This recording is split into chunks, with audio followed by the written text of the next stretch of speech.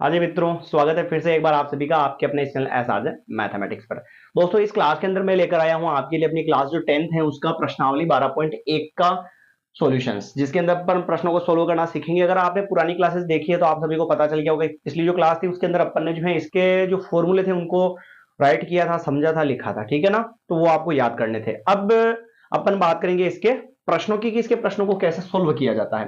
तो समझिएगा ध्यान से। जैसा कि प्रश्न यहाँ पे लिखा हुआ है, एक बार रीड कर लीजिएगा। देख तो रहा ना भाई, क्लियर। हम्म, हम्म, चलिए अब अपन बात करते हैं इसके सॉल्यूशन की। हाँ, और वीडियो को स्किप मत कीजिएगा दोस्तों। आप जो है एक बार क्लास को पूरा जरूर देखिएगा और आपको अच्छी लगे तो इस क्लास को शेयर करना ना भूलिएगा। इतना सा आपका एहसान होना चाहिए। चलिए बात करते हैं पहले प्रश्न की। तो दो गणों जिनमें से प्रत्येक का आयतन जो है 64 सेंटीमीटर की घात 3 के संलग्न फलकों को मिलाकर एक ठोस बनाया जाता है, तो इससे प्राप्त ठोस का पृष्ठीय क्षेत्रफल क्या होगा।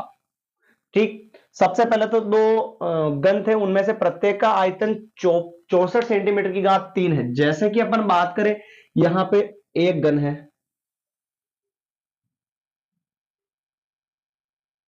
ये रहा। फिर एक गन और है, ये रहा।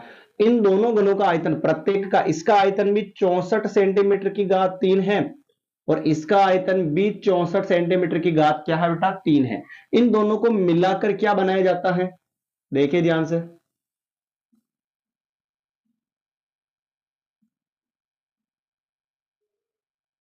इन दोनों को मिलाकर एक लंबा पार्ट बना लिया, ठीक है। चलिए, तो जो पृष्ठ बनाना, इसका पूरे का क्षेत्रफल निकालना था, ठोस जो बना उसका पूरे का क्षेत्रफल निकालना था। सबसे पहले तो अपन क्या करेंगे, देखो आप ध्यान से। घन का आयतन बराबर क्या दे रखा है, 64 सेंटीमीटर की घात 3। घन का आयतन का सूत्र क्या होता है, भुजा की घात 3 बराबर में 64। आ गया समझ में। घन का आयतन बराबर 64 हो गया। घन का आयतन का फॉर्मूला भुजा की घात 3। अब इस घात 3 को हटाने के लिए अब क्या लेंगे, दोनों तरफ घनमूल। तो ये लग गया इधर भी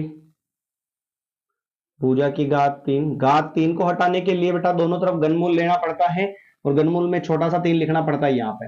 देखिए आप ध्यान से, ये घात 3 से इसका ये कट जाएगा तो क्या आ जाएगा, इधर तो भुजा आ जाएगी। अच्छा प्रश्न है और इंपॉर्टेंट प्रश्न है, पूछा भी जाता है, ये आप थोड़ा सा दिमाग में रखिएगा यहाँ पे, ठीक है ना। अच्छा प्रश्न है।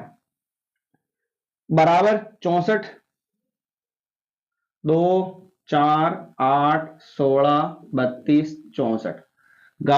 घनमूल लिया अपन ने, तो इसमें कितने कितने के जोड़े बनेंगे, इसमें तीन तीन के जोड़े बनेंगे। तीन तीन के जोड़े बनेंगे तो ये 3 का बन गया, ये 3 का बन गया। तो इसका जो भुजा है, इसका भुजा जो है उसका मान आ जाएगा 2 × 2, यानी कि कितना हो जाएगा, 4 सेंटीमीटर। यानी कि इस घन की जो भुजा है ना वो कितने सेंटीमीटर हो गई, 4 सेंटीमीटर हो गई। अब आपको पता होना चाहिए कि घन की भुजा 4 सेंटीमीटर है, इसकी भी 4 सेंटीमीटर होगी, दोनों ही 64 64 है। तो अब इसकी जो भुजा है वो 4 सेंटीमीटर हो गई। तो देखो आप ध्यान से, ये 4 सेंटीमीटर है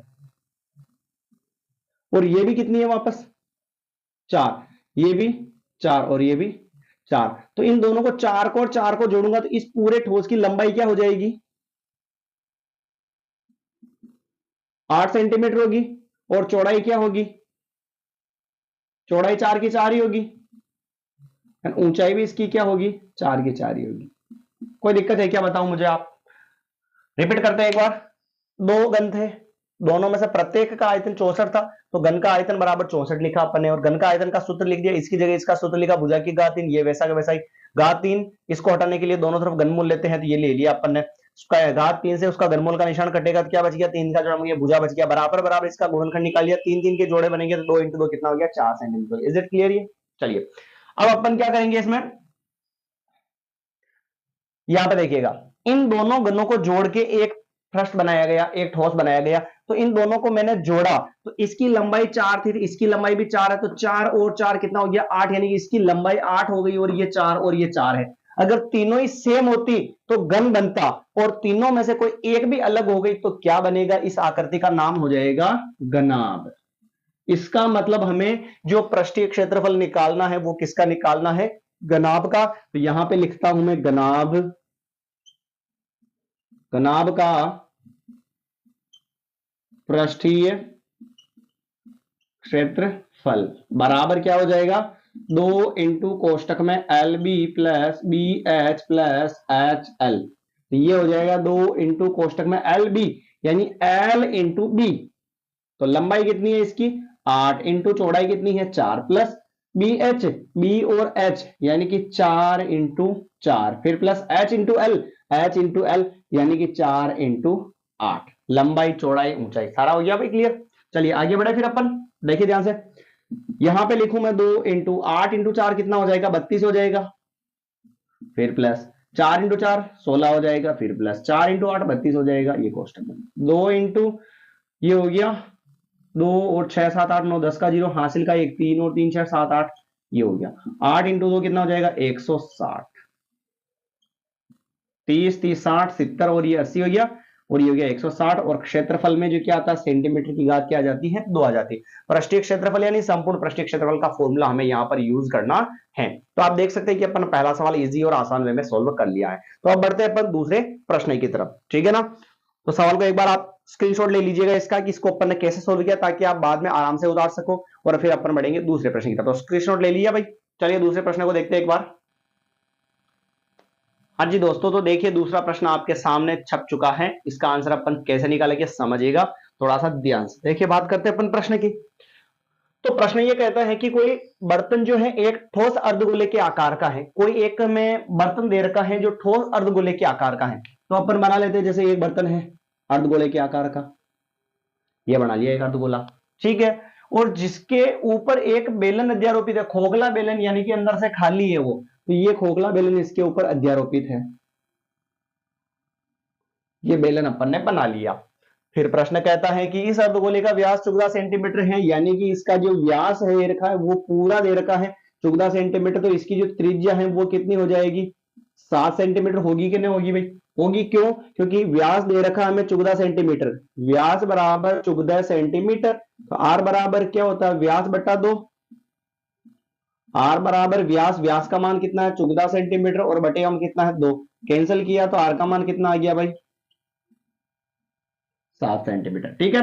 आर का मान 7 सेंटीमीटर हो गया। और इस बर्तन की कुल ऊंचाई दे रखी है 13 सेंटीमीटर, कुल यहां से लेकर यहां तक जो है ना ये दे रखी हमें 13 सेंटीमीटर। तो जरा सोचो आप, ये देखो ये त्रिज्या 7 है तो इधर भी कितनी होगी भाई 7 होगी, नहीं होगी। तो यहां से लेकर यहां तक ये कितनी है 7 सेंटीमीटर है क्या या नहीं है, इसको थोड़ा सा मैं पास में लिख दो ना, ये 13 सेंटीमीटर है। तो फिर ये बची हुई जो है ना वो मुझे बताओ 6 सेंटीमीटर होगी कि नहीं होगी भाई। याद ध्यान से देखो, ये त्रिज्या 7 सेंटीमीटर है तो ये भी 7 होगी, और ये 7 है तो यहां तक ये भी 7 होगी। तो टोटल जो ऊंचाई है इस पात्र की 13, उस 13 में से अगर मैं इस यहां से लेकर यहां तक 7 को घटा दूं तो बाकी बची हुई क्या आ जाएगी 6 आ जाएगी। तो नीचे वाली जो है वो 7 है और ऊपर वाली बेलन की ऊंचाई यानी कि बेलन की जो ऊंचाई h है वो कितनी हो जाएगी 6 सेंटीमीटर हो जाएगी। दोनों की त्रिज्या में कोई डिफरेंस नहीं है, कोई फर्क नहीं है, क्योंकि इसकी त्रिज्या भी 7 है और बेलन की त्रिज्या भी कितनी है 7 दे रखी है। तो इस प्रकार जो है हमें पात्र प्राप्त होता है, उस बर्तन का आंतरिक पृष्ठीय क्षेत्रफल निकालना है। आंतरिक या बाहरी इसमें कोई नॉर्मल वही है, क्योंकि बाहरी और अंदर में इसमें कोई फर्क ही नहीं है। तो हमें इसका पृष्ठीय क्षेत्रफल निकालना, पृष्ठीय का मतलब संपूर्ण निकालना है। पर कभी भी आपको ध्यान रखना घन और घनाभ के अलावा, घन और घनाभ के अलावा ऐसे कभी भी दो आकृतियां संयोजित कर देवे ना, दो आकृतियों को जोड़ देवे, तो आपको हमेशा संपूर्ण पृष्ठीय क्षेत्रफल निकालने के लिए भी आपको वक्र पृष्ठीय क्षेत्रफल का फॉर्मूला यूज करना पड़ेगा। ये थोड़ा सा आप दिमाग में रखिएगा, ठीक है भाई। चलिए इसको लिखते हैं कैसे अब तो समझिएगा आप, थोड़ा सा ध्यान से देखिए, ध्यान से। संपूर्ण पृष्ठीय क्षेत्रफल बराबर क्या होगा, यहां पे लिखूं मैं संपूर्ण पृष्ठीय क्षेत्रफल, यानी इसका संपूर्ण पृष्ठीय क्षेत्रफल कब आएगा जब इस अर्धगोले के क्षेत्रफल को और इस बेलन के क्षेत्रफल को अपन क्या करेंगे जोड़ेंगे। और मैंने कहा घन और घनाभ के अलावा कोई सा भी संपूर्ण पूछे तो भी संयोजित करने पर वक्र ही लगेगा। तो अर्धगोले का वक्र पृष्ठीय क्षेत्रफल प्लस बेलन का वक्र पृष्ठीय क्षेत्रफल। तो इसको मैं यहां लिखूं, देखो ध्यान से, अर्धगोले का वक्र पृष्ठीय प्लस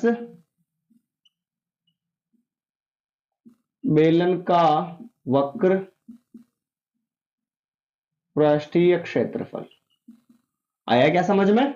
चलिए, अर्धगोले का वक्र पृष्ठीय क्षेत्रफल का सूत्र क्या होता है? 2πr² प्लस बेलन का वक्र पृष्ठीय क्षेत्रफल होता है 2πrh। आप ध्यान से देखो, 2πr दोनों में कॉमन है। 2πr, एक आर बाहर निकल गया, इधर से एक आर बचेगा, ये बच गया, प्लस 2πr, तो क्या बचा इधर? h बच गया। कॉमन ले लिया अपन ने 2πr, तो ठीक है भाई। चलिए, 2 का तो 2 इंटू पाई का मान 22/7 इंटू आर, और आर का मान त्रिज्या कितनी है? 7, फिर कोष्टक r प्लस h यानी कि 7 प्लस 6, ये हो जाएगा यहां पर 7 से तो 7 कट गया, 2 इंटू 22 हो गया भाई 44, और इंटू दोनों को जोड़ा तो आ गया 13। 13 को इससे गुणा करवा दो, 13 चौक 52 के 2 और हासिल के 5, 52 53 54 55 56 57 572, और क्षेत्रफल में सेंटीमीटर या मीटर जो भी आता है उसकी घात कितनी लग जाती है बेटा? 2 लग जाती है। तो ये था अपना इस प्रश्नावली का दूसरा सवाल। बात करें अपन अगले प्रश्न की, तीसरे प्रश्न की, तो देखिएगा एक बार थोड़ा सा अपने को क्या करना पड़ेगा, वीडियो को पॉज करना पड़ेगा। तो आप सबसे पहले तो इसका स्क्रीनशॉट ले लीजिएगा दूसरे प्रश्न का, फिर अपन बात करेंगे तीसरे प्रश्न की। चलिए,